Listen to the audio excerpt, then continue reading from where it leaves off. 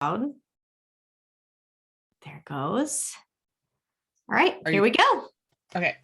Admit everybody.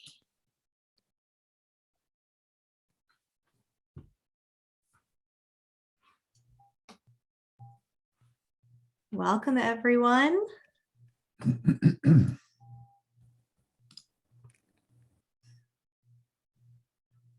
Help you develop simpler ways of designing sites. The pace of the web is relentless, and that's why you need I have a little bit of background noise, so I'm going to go ahead and mute somebody. But if you would like to talk, you are more than welcome to today. This is a social learning space, meaning we are all learning together. So just to get started, get used to talking either in the chat box or out loud if you'd like. What is your hot beverage of choice today? I feel like chai tea is mine today. I would have to go with coffee myself. Coffee is definitely the favorite, although it rarely is actually hot.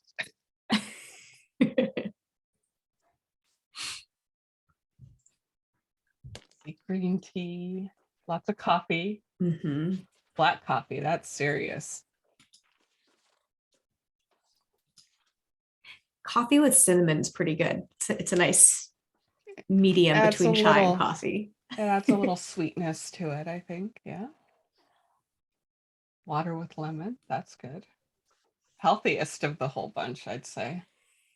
Oh, Tristan says with a donut. Coffee, black coffee with a donut. Very fun. Well, cool. Good evening, Alex. It's great to see everyone here. And thank you, Shelley. I am feeling better, although I would not say that I am back to 100% just yet. But every day gets a little better. So I'm happy to be able to get back into the swing of things this week. So well, it looks like we've got some pretty good answers to our little warm-up question. Let's move on to another question, if it will change. What's something about block themes that's exciting to you? Feel free to put that in the text chat, or if you want to throw it out with your actual voice, that's also great. So for me, the most exciting thing about block themes is that it's going to lower the barrier of entry for people who are more front-end oriented or design oriented to be able to contribute to the WordPress space in really great ways. I'm so excited about that. So I see some things. So query loop makes your life so much better. That's great. I'm thinking you mean no more PHP and no more PO, because no more PO would be too bad. Yes, I would not say no more PHP, but maybe alternatives to PHP. Let's see, being able to edit the whole page. Sure, and some of these things are not specific to block themes. If you have the site editor enabled on your site, you can access some of the functionality of a block theme without actually having a block theme. So being able to create templates and use them on your site, even without touching any code on your site. I see as a hardcore PHP developer, find them confusing and frightening at the moment, which is completely understandable. It is a completely new paradigm, and there's a lot that we've all learned over the years that is changing. And but that said, it is not the end of PHP, as I mentioned. In fact, if you were to dig a little into the 2022 theme, there is a bit of a mechanism used to be able to access PHP through the templates, which is pretty cool. And it's a little bit of I would call it an Easter egg almost, because if you know what you're looking for and you go dig in, I'll give you a hint to look in the block patterns. You can see maybe if you're familiar and comfortable with the files, see if you can walk it back to how it works, and maybe you can let us know next time if you were able to figure it out.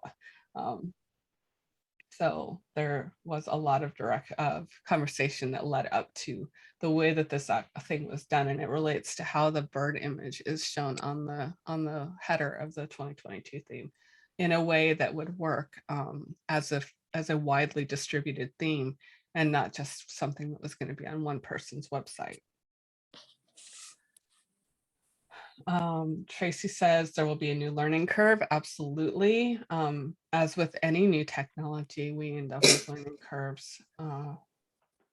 Let's see what else we have. Potential to do more in native WordPress without as much reliance and tendency to use plugins.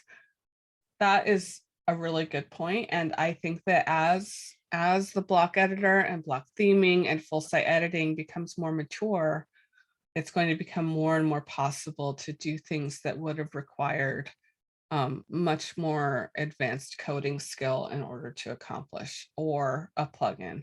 I think that, there will always be space for the custom and the bespoke to be a necessity.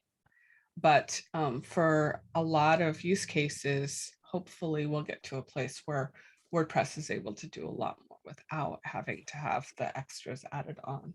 Yes. Let's see, what else have we got here? Jamie says, trying to figure out what direction WordPress is going. Block themes are really cool, but they of course don't apply if you're using WordPress to make a headless site. Why do I Yeah. need both? I upgraded it. I cannot have two. Are you charging me for two? I'm sorry, were you talking to us?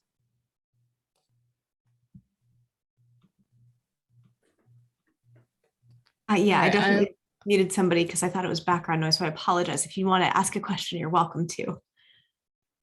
I'm not sure. If it was a question, I'm not sure I caught the first part of it. So I just want to make sure I understand. In the meantime, if you're using WordPress to make a headless site, you don't know what you should try learning more about. They are completely different pathways. And if you're making a website for a enterprise level client who wants to have the convenience of creating content within the WordPress backend, but needs to be able to send out the front ends in some other way with static HTML files or something, that's the use case for a headless WordPress. It's not for everyone. In fact, it's not even for most. It's a small segment of the use case. Most people are going to benefit more from a traditional WordPress theme, either classic or block.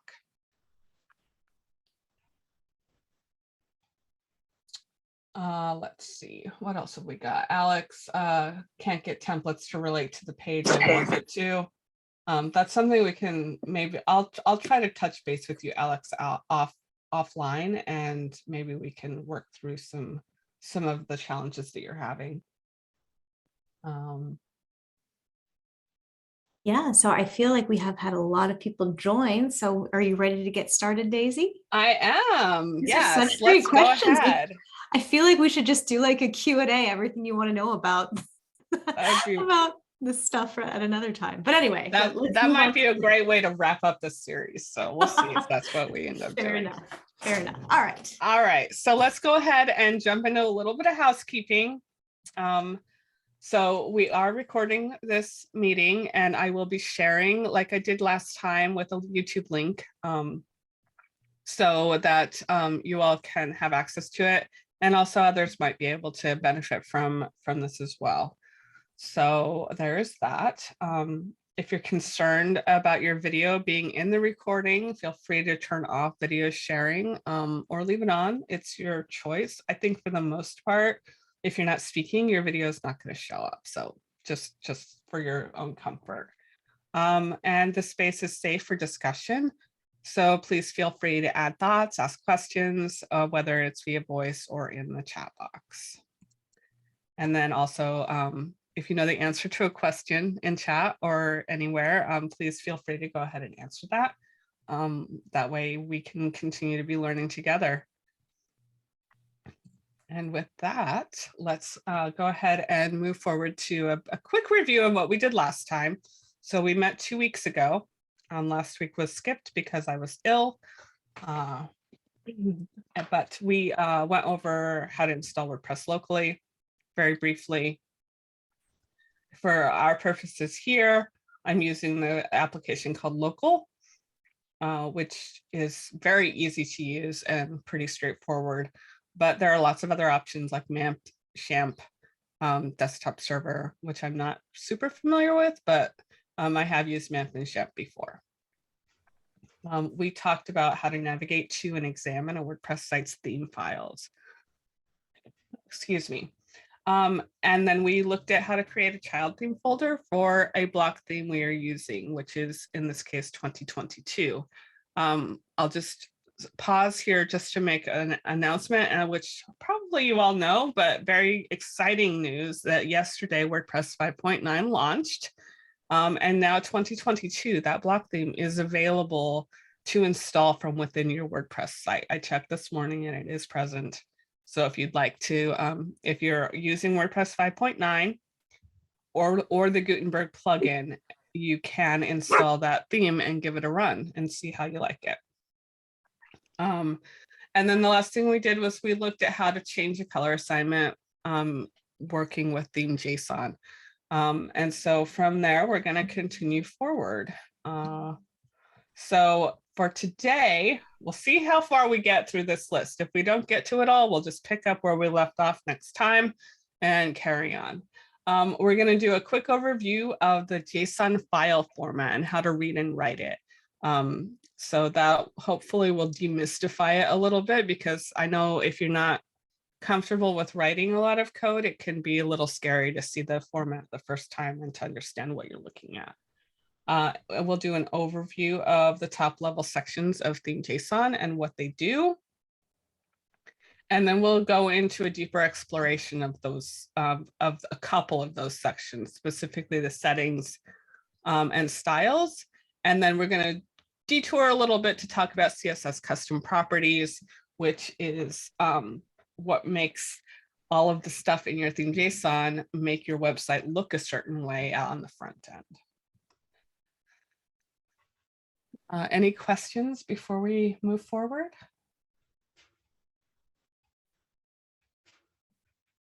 All right, let's carry on. So continuing a little bit of review here, we have the components of a block theme.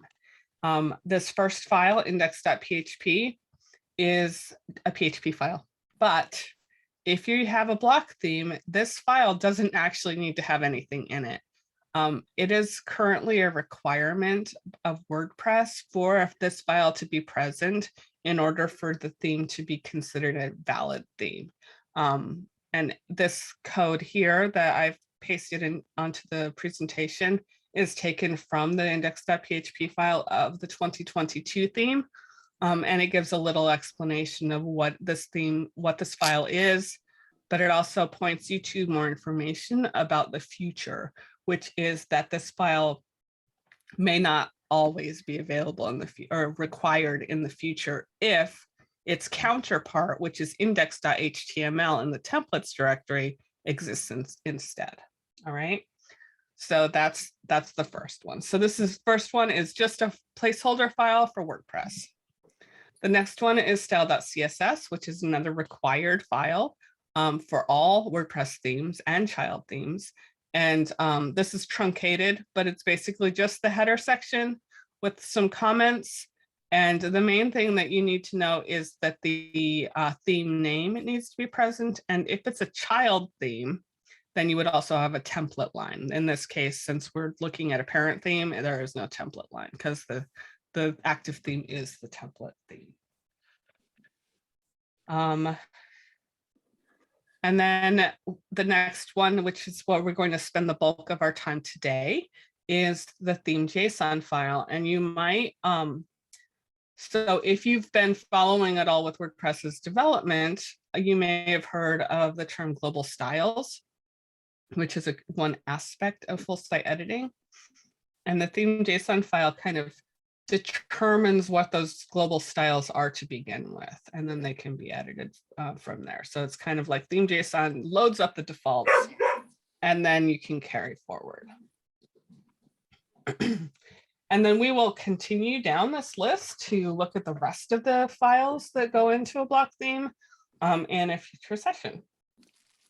Let's see. So there's a question, will we be using the file we created from last session? That is my plan. I'm pretty sure that's what I loaded up. But I've slept since then. So if it's not, then I'll try to adjust. All right. And that file should not be there, but that's okay. Okay, so let's take a look at what is JSON. So JSON stands for JavaScript Object Notation. And that sounds really complicated, but basically it's just a file format that can both be human readable and writable, and also computer parsable. So it's got some rules associated with it that make it formatted a certain way so that the computer knows what to do with it. And that's its main purpose. It's Oh, that was my bad, Daisy. I didn't realize if you were talking, it would mute you too. right in the middle of a sentence. I know, that was terrible timing. Yeah. Learning together, right? Learning together. All right. So so the idea is that a JSON file is going to be a configuration file, very common. And what I came up with as like a more commonly used file format that could be helpful for like making a connection would be like a CSV file, comma separated V. I can't remember what the V stands for right now. Variables? I don't know. No, I don't think that's it. Anyway, values. Thank you. Thank you for saying values. That's what it is. And basically that's very simple. Basically every line is a row and every column is delimited by a comma. So you're able to create a table layout from this text file.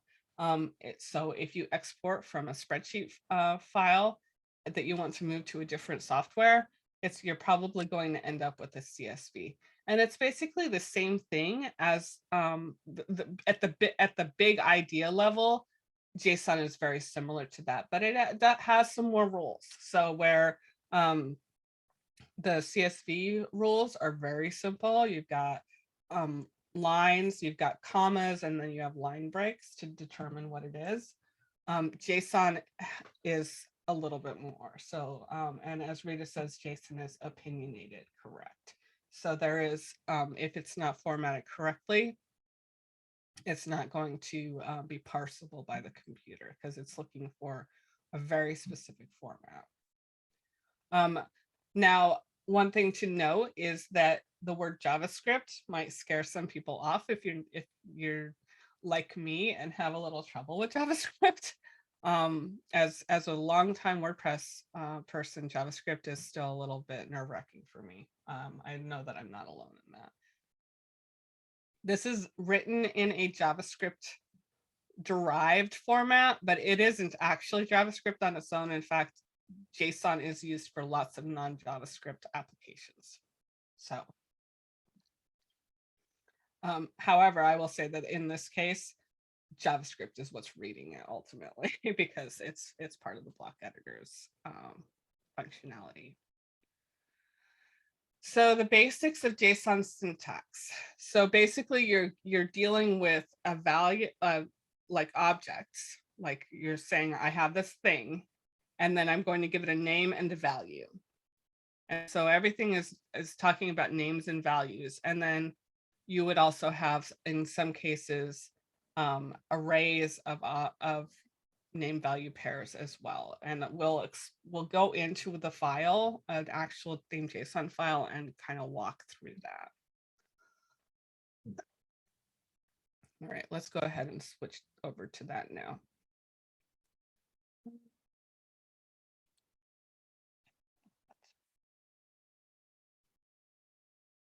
I had this all set up, but apparently I don't. So I'm just gonna collapse some of this down because it's a little easier to explain if you're not seeing everything all at once. So when we're first looking at this theme JSON file, you can see that at the very top, it opens with a curly bracket. So, and then at the end, it closes with a curly bracket. So wherever there are brackets or quotation marks, you would need to open and close those because they need to be done in pairs. You don't want to leave anything hanging unclosed. So we open it and close it with a curly bracket. And then we have our first name value pair. And this is the version, is the name. And you notice that it has quotes around it. We have a colon to indicate that we're moving to the value now. And in this case, the value is a number. And because it's a number and not a string or alphanumeric characters, we do not need quotation marks around that. If we go down, and we're going to go down to settings here. Let me just get rid of some of this. All right, we'll look at layout. So when we go down and because it's a list, we're going to end the line with a comma saying there's more to come. Move on to the next item. Okay. You don't do that at the very end. If you're not moving on to another item of the same type, then you would not include that comma. Some of my explanation might be a bit simplified, but you can head to, if you're the type that wants to know the root of it all, json.org is the website where this format is actually documented. This is pretty complex stuff that's listed here, very engineering oriented. Excuse me. All right, so we ended our line with the comma, and I'm going to jump past custom templates and move down into settings, which is our second item. So if this were not here, we would move to settings, which is the same thing. We've got, it's similar. I won't say it's the same thing. We're opening it with the name of settings, and we have the colon to move on to the value. And now we're going to have some nested objects that go within that. So it's like we're saying in the settings object, we have all these other objects that are part of it.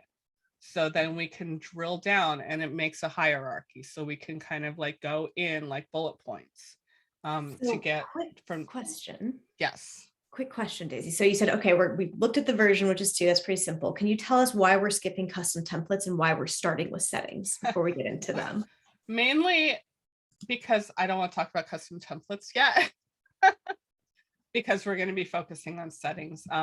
This is the way that the developers of 2022 ordered the sections, which is version at the top because it's the most important. But everything after that looks like it's been done alphabetically. But from a functional standpoint, I would put settings second and put custom templates between styles and template parts. That's really the only reason. Question, yes. You referred to the items under settings as hierarchical, and I don't see the hierarchy. Okay, looks like an array. I can open it up. Oh, okay. So it keeps nesting in kind of like bullet points. Okay, so you were showing the hierarchy. Right, that's correct. Okay. I was only showing part of the hierarchy. Gotcha. Okay, I just didn't, I have things collapsed in my IDE just so that I can focus in on what we're talking about one thing at a time. But I will be expanding it out. So in settings, we're going to have this list of objects. So the next layer in is appearance tools, color, custom, spacing, typography, and layout. And within each of these, if I expand these, let's do spacing because I don't think that one's too long. Then it goes into another level to units. And then where you see here, this bracket, square bracket, that's indicating that there's going to be an array of values. So instead of more object value pairs, it's just a list of values that are all that thing. So instead of it just being one value, it's an array of values. So we could say the units are percentages, pixels, ems, rems, viewport height, and viewport width. So, but you'll see here that these don't have that colon, like the name and the column before it, because they're not objects, they're just values. So that's the distinction between where you would use a curly bracket and where you would use a square bracket. As you're getting started, the easiest thing to do is to use an existing file and work from there, and add and remove things as you need. Now, there is one thing that will help, which I'm going to talk about right now,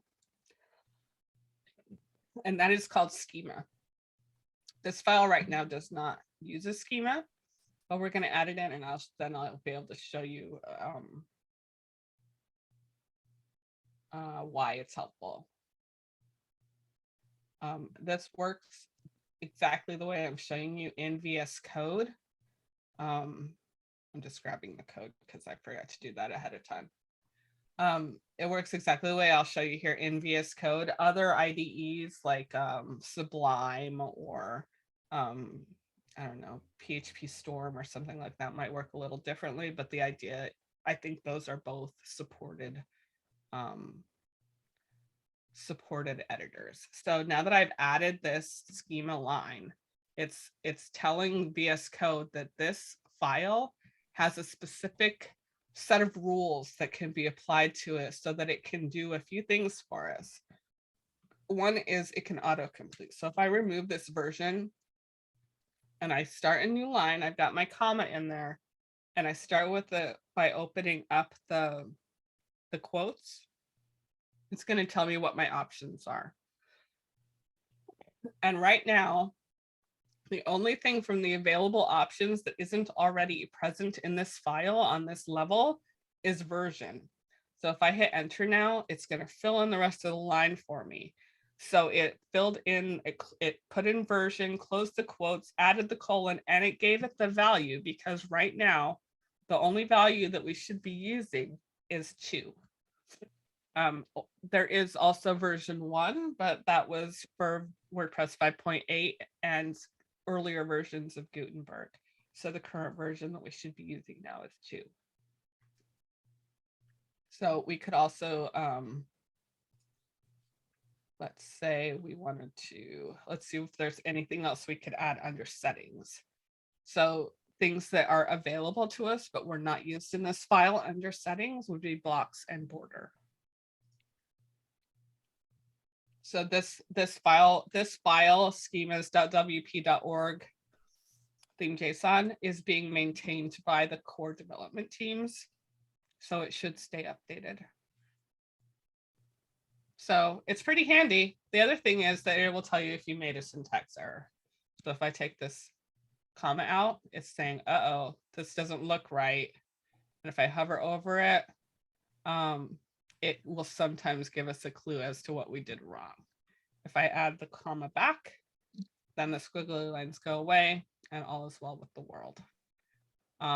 If you hover over these things, you'll also get these tooltips, which is the inline documentation that's been written to go along with these different things.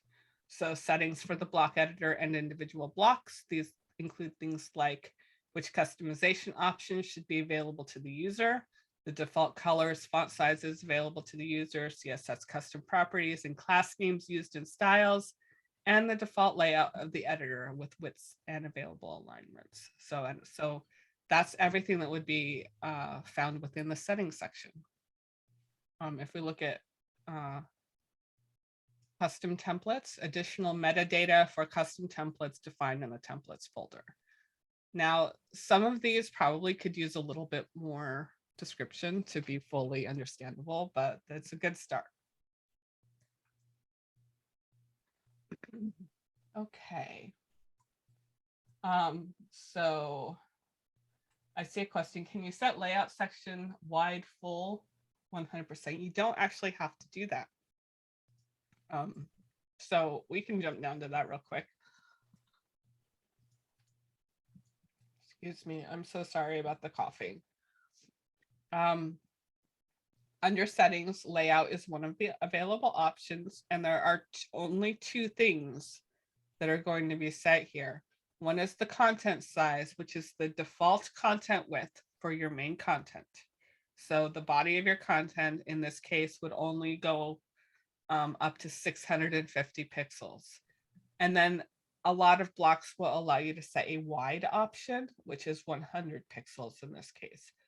Within the block editor, there is a third option, which is full width, but that's always just 100%. So it doesn't need to be set because it's always the same. I think though, if you wanted your wide size to be full width, you might be able to put 100% here and it would probably do that, but that's not really its intention. I don't think that typically you would want to be having two ways to set 100% widths.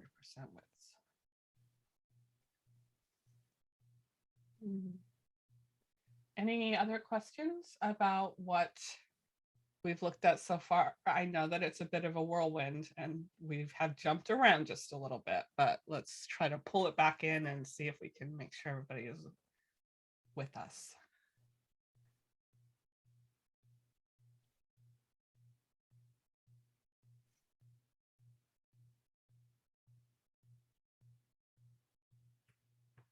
Okay. All right, so we talked a little bit about JSON syntax, and I didn't actually finish that slide, sorry. Hang on a second. And that is the end of what I was able to put together ahead of time. So let's go freestyle now. So what I'll do is we'll go back to my my list here so that I can refer back to it. All of my good intentions of having a complete slideshow kind of got thrown out the window today. Should the content sizes apply to mobile, tablet, and desktop? So basically, when you're setting those widths, you're saying maximum. Sorry. So the maximum width will be 650 pixels or 1000 pixels. As your display gets lower res, it should collapse down. Mobile design or designing for responsivity is a challenging thing. And it does require some testing and a little bit of effort, although where possible, the block editor's styles will try to compensate the best they can. So, but there are 100 million different possibilities. So I would just say test your designs on a variety of device sizes.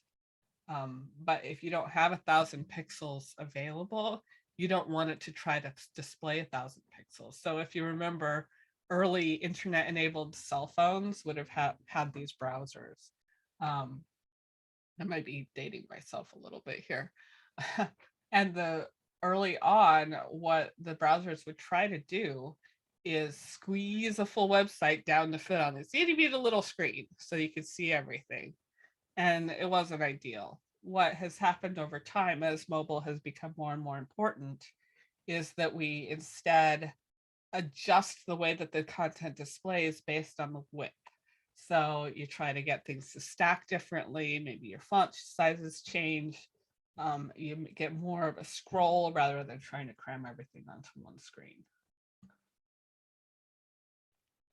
So responsivity could be a whole new topic. Okay, so understanding is that theme.json file, the settings section turns features on and off in the back end. Could we try toggling a few settings off or on and see how that affects the back end? Yes. Okay. So let's go ahead and create a post. And I think I am starting from where we left off last week. And what we're going to do is just add a couple of blocks that have some specific design controls, and then we're going to try turning them on and off. So the one that I want to do, and partly because I don't think it's actually in the file right now and we can add it from scratch, is border. So we're going to do testing border controls, and I'm going to start with a group. a group block because I know that I can apply borders to a group block. And then within that group block, let's just add maybe a paragraph. And then maybe we can just throw in an image. Does the site have anything on it now? I may regret doing this because I don't know what's in this file. A picture of me. Okay. Oh, how about the, no, I don't want to do that. Demo images, that sounds promising. Wapu, I like it. Okay, so we're gonna insert a Wapu. All right, so now we have it. If we open up the list view, if you are not familiar with the list view in the editor, it's amazing. All right, zoom in. Yes, I absolutely can zoom in. I have a very high resolution display. I apologize for that. All right, so I'm going to select the group. And then over here on the sidebar, is that sizing better? Okay. If not, let me know. All right, so in the sidebar, I have selected the block tab. And I can see that I'm looking at the controls for the group block. And I have layout, I have color, I have typography. Oops. Get back there again. I hit something. I've got typography, dimensions, and then down here at the bottom, I have border. And here I have width, style, color, and radius. There are 4 options available to us on this block that relate to the border: width, style, color, and radius. Okay, so let's say I was building a site for someone and I wanted that border for the group to always be the same. In fact, anytime a border was added to anything, I wanted it to I didn't want the user to be able to control that. So I would want her to maybe turn all 4 of these things off. So I can go over to my file, which is I have 2022 child. I'm going to open up my theme.json file. And I'm just going to add under settings. I'm going to the bottom of the settings section just to make it easier for me.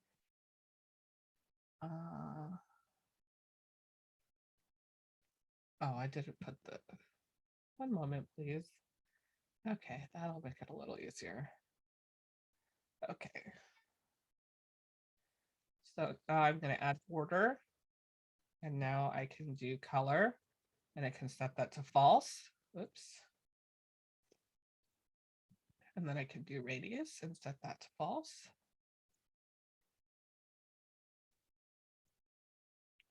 Style to false. And width to false. And now I'm at the end of my list, so I'm not going to add another comma there. So those are the 4 options: color, radius, style, width. And you might notice that having the schema in here made that so much faster than having to look up every value, every option in a document somewhere else and add it in. Okay, so now I've saved this, I think.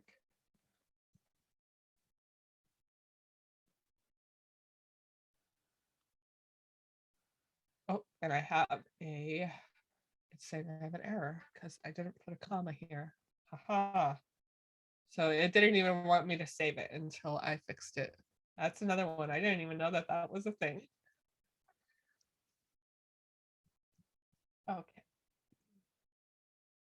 So now I'm going to go ahead and save this draft and I'm going to reload it. And now when I select this group, there is no more border section because I disabled all of the settings in that border. So no matter what block I have that supports a border, I would not be able to add it. You could add it so that it happened automatically elsewhere in the style section of the theme.json, but this has just locked that down for my content creators. So that is something we call, whenever you set something to true or false in theme.json, we call those supports. So I'm saying, do I want or not want this feature to be supported? And in this case, I said no to all of the border options. So if I go back here and I say, well, I do actually want people to be able to set a radius, I can save that one item to true. Now when I reload this here, now the border has come back, but only the radius option is present. Daisy, I'm curious as to why why you refer to border as a feature rather than a property or an attribute or something. I was thinking feature and functions.php sort of went together as opposed to theme.json. Yeah, it's about what's being supported. So there are other supports that are available that are not just related to the individual design controls within a block settings. But it may have just been, I chose the wrong word. Let's see, because I just want to, before we jump too far away from that, let's just go in.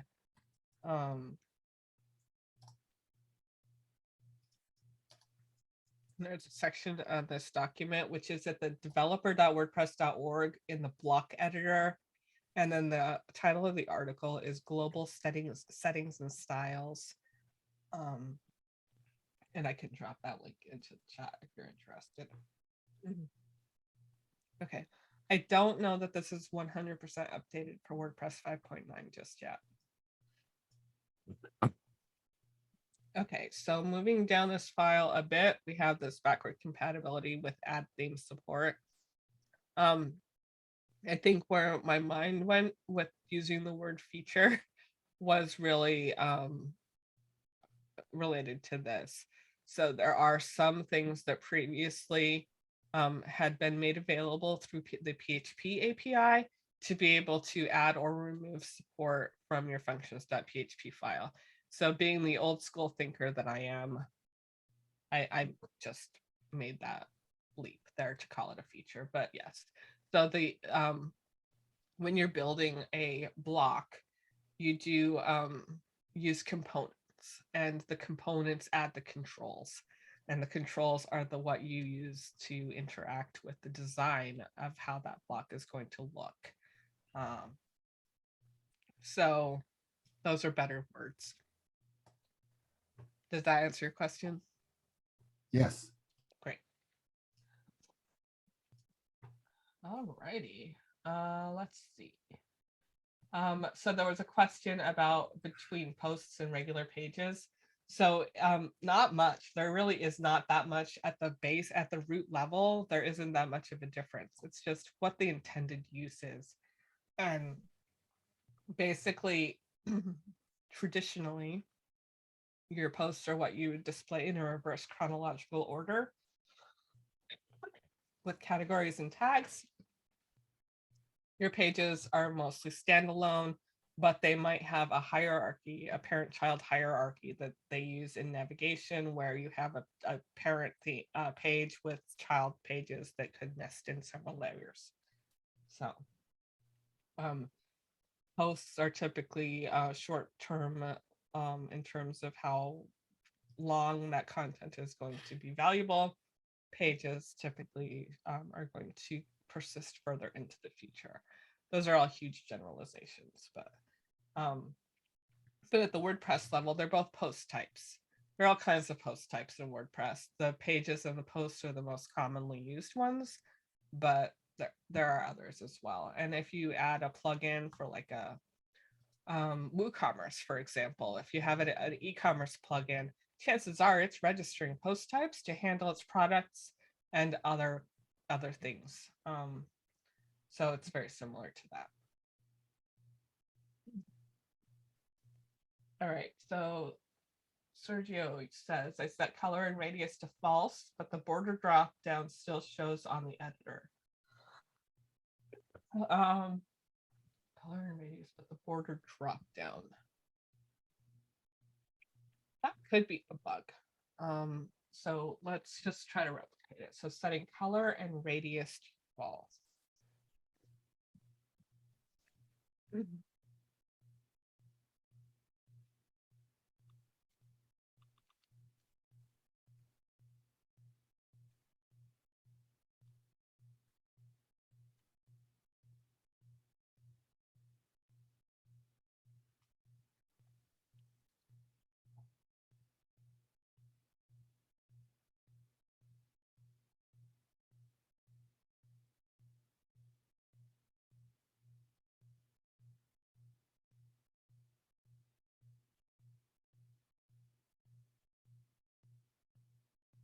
Width and style.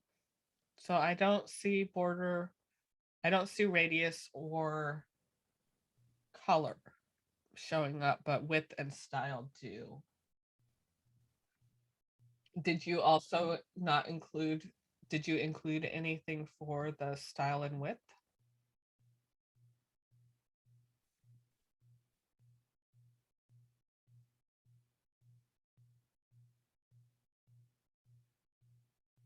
Okay, let's try that then.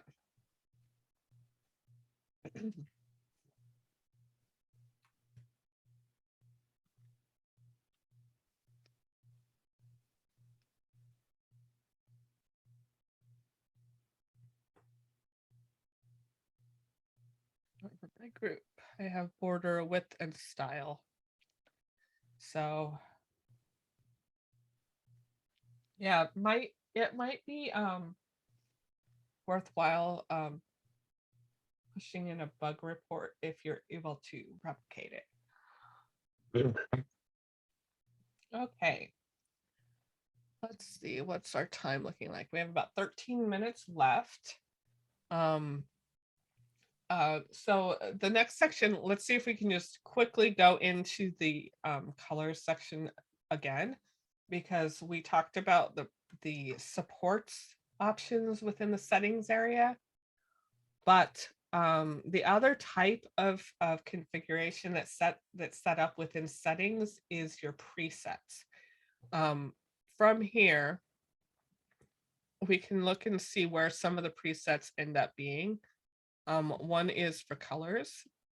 If I set a color, you'll see here we have a default palette and a theme palette. The default palette optionally is added in by WordPress. These are the most basic colors. They're named. So we have black, cyan, bluish gray, and white, and pale pink, and all of these have names. They've all been defined by WordPress. And then we can add theme-based colors, which in the case of this theme are actually named semantically rather than by the name of the color that they are. So that if we were to want to swap out our background color, all we would have to do is change the hexadecimal code to something different. And everywhere it was used with that name, it would update. So there are 5 colors defined by the theme, which we can go take a look at now. So I'm gonna, in settings, I'm gonna open up that color section. Get rid of a few of these that we're not going to talk about yet. So as Sally says, she didn't know about changing the hex. So this is, I'm going to get on a tiny little soapbox. It's just little though. So I've seen a lot of themes use descriptive names for the colors that they declare in this file, like red, blue, green, or dark red, dark blue, whatever. But if you can use naming conventions that explain how you intend to use the color, it can make the lifespan of your theme a lot better, because maybe maybe a brand changed their color scheme. You would not necessarily have to go through and change all of your markup because you didn't want it to a red color to be called blue anymore, you know. So I approve of the way that the 2022 team did this with calling your foreground, background, primary, secondary, and tertiary. So if we wanted to, I don't know very many hex codes, so we're just going to make one up. I think this might be purple. I don't remember. So I just changed that. And now when I go in and reload this again, oh, it's red. Okay, it's a red color. I can select this block, paragraph block, maybe. Oh, actually, it's the title. Okay, so my text block here, paragraph, color. I can go to text and you can see this was like a brownish color before, and now it's a brighter red.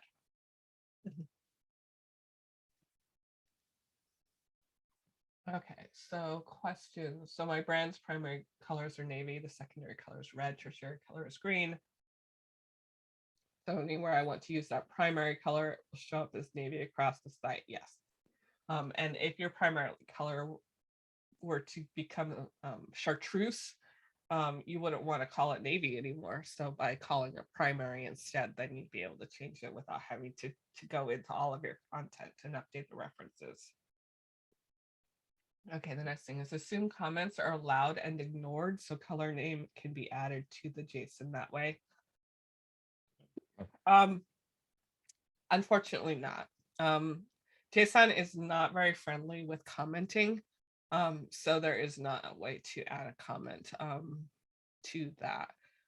What a workaround could be, so the slug, if the slug is staying, you could just change the name. So I could say foreground bright red, and then it would display as the name bright red, but what actually gets used in the CSS would just be foreground. That would be my workaround. All right, so I'm going to go in order through the questions. I know some of them are all related, so we'll have to jump around a little. Okay, so there's a question I'm going to leave till the end. I'm going to move on. Is a slug a CSS variable? Yes, it is. That's a great segue into that, and I hope that we can spend a little bit more time on this next time. But when we get down into the style section, we can start to see how the colors that we declared, like background, get implemented into the block editor's backend, as well as your website's front end as CSS variables. So they're being loaded into the header of your HTML and then used where they need to be used, whether that's within the block settings, like the blocks markup, or maybe through your own custom CSS that you would add in style.css. All right. So there's a place to edit the overall color palette. Do you mean, Sally, do you mean the core color palette? Well, you're if you go to the styles editor, because I went to the aimed at users version of the colors and fonts thing. If you go into the styles editor from the template editor, it shows you what the theme's color palette is, and you can change the colors for the color palette there, and then it will be changed all over your site. That's true, but I do want to insert a caveat there. It will not change your code in your theme file. So if you want it to be able to be portable away from your site, you'll also want to make those changes in your theme JSON There file. is a theme JSON exporter in the roadmap, isn't there? Yes, there is eventually. Eventually, yeah. I mean, this is a whole lot to do. I know you guys can't do it all at once. Yes, and I look forward to that day, because right now you can export your template files, which we'll get to in a future version of building out our site in the editor and then exporting the files to plug into a theme. But we don't have a comparable feature for theme JSON right now. Let's see. Did that answer your question appropriately? hope so. All right.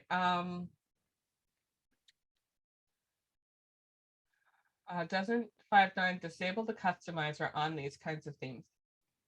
Kind of. It hides it.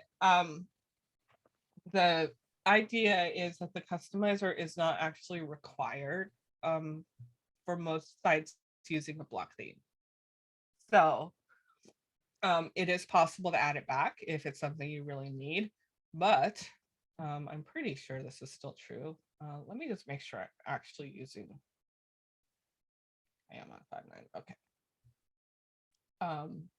If I go to appearance and then themes, even though this is a block theme, the customize button here still will take me there. So it's not in the sidebar anymore. Actually, I'm wrong. Okay. So it overrides surprise. it. Yes. And I tried that before and I knew it and I did not retain the information. I think if your site depends, if your theme depends on the customizer, if there's, if it's got code for the customizer, I think the customizer still shows up. Yeah, it does. So, and if it's, so the scenario where it could potentially be missing, but you might want it, could be if you have a plugin that hooks in, but I do think that there's logic in there to like detect that the customizer is being utilized in some way and to surface that sidebar link if so. So, but the other thing is that I'm pretty sure that if you grab the URL from it, you can access it through kind of like a backdoor link. And I'm pretty sure that's what people are, I saw someone recommend that to someone during testing. So, but I would say that if you really need it and you don't see it, then look into how you re-enable it. There's a snippet you should be able to throw into your functions.php file. But I don't think it's going to affect that many people for the foreseeable future, because honestly, I don't think that many people are going to both be using a block theme and having a plugin or something that would require the customizer to be present. All right, so I've just activated the block theme again. I'm just going to test this. We can find out together if it works. There it is. So you can actually access the customizer from a site that's has that sidebar menu disabled. So. Okay, well, that was wonderful, Daisy. We have about a minute and a half, so we should probably wrap up. I guess the question is, did we go deep enough into styles, or is that where we should pick up next time? Let's pick up in styles next time. This seems like a really good, clean place to pause. Perfect. So next time we will discuss styles, and then do you want to get, like, do you want to try and get to templates as well next? Is that where we're going next time? Maybe. I want to We'll think see about how I'm going to present it. At some point we will get there. So yeah. Any final questions, thoughts, comments, concerns from anyone? No. I'm just gonna put this out there to you all that if you want to contact me privately, you can do that. My email address is daisy.olson@automatic.com.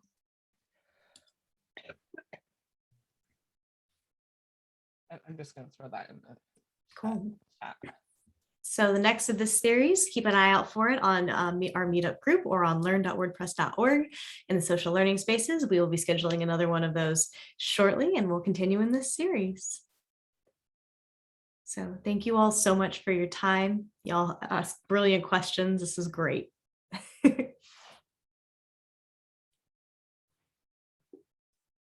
right. I think that wraps us up. All right. And now, if I end this meeting, there we go.